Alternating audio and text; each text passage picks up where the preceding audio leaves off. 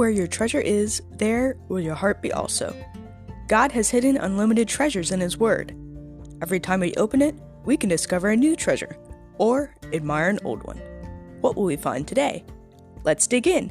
Here's Carla Early with Treasure Hunt in the Word.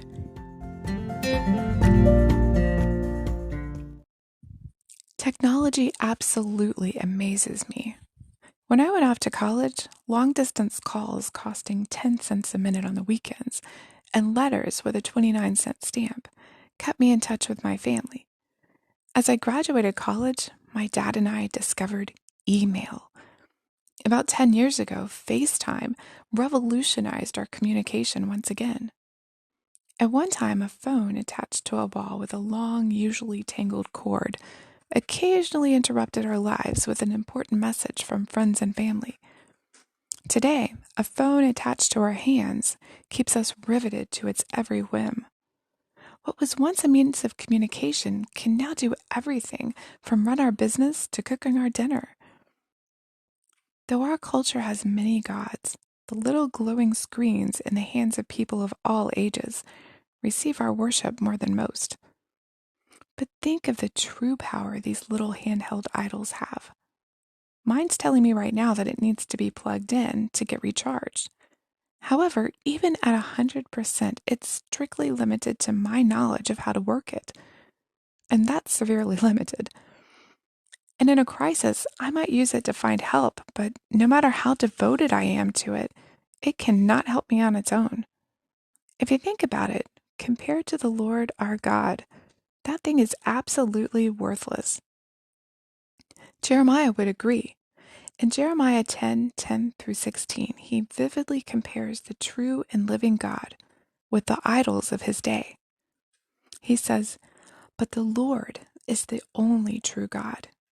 He is the living God, the everlasting King. The whole earth trembles at his anger. The nations cannot stand up to his wrath." Say this to those who worship other gods. Your so-called gods, who did not make the heavens and earth, will vanish from the earth and from under the heavens. But God, who made the earth by his power, and he preserves it by his wisdom, with his own understanding, he stretched out the heavens. When he speaks in the thunder, the heavens roar with rain. He causes the clouds to rise over the earth. He sends the lightning with the rain and releases the wind from his storehouses. The whole human race is foolish and has no knowledge. The craftsmen are disgraced by the idols they make, for their carefully shaped works are a fraud. These idols have no breath or power. Idols are worthless.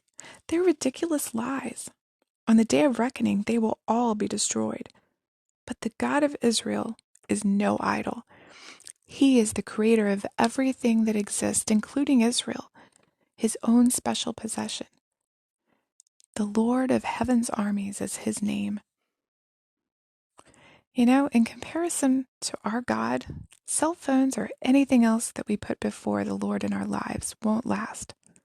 Jobs come and go, cars get old and junky, people die or move away.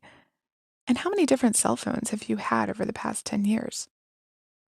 God's been in charge of the earth since before he made it, and he will be around eternally after it completely disappears. Just think of how much power we see in a storm, a hurricane, power that we as humans cannot control. All we can do is get out of its way or take shelter and wait it out, hoping it won't do much damage. Yet the power of that hurricane can't compare to the power of our Lord. In fact, he could just blow that hurricane and change its course or make it peter out. For him, that's a little thing. Why would the people of Jeremiah's day worship inanimate objects made of wood or stone? Well, for the same reason people today worship technology or other idols. It's easier than putting God first in their lives and obeying him. What is or threatens to be an idol in your life?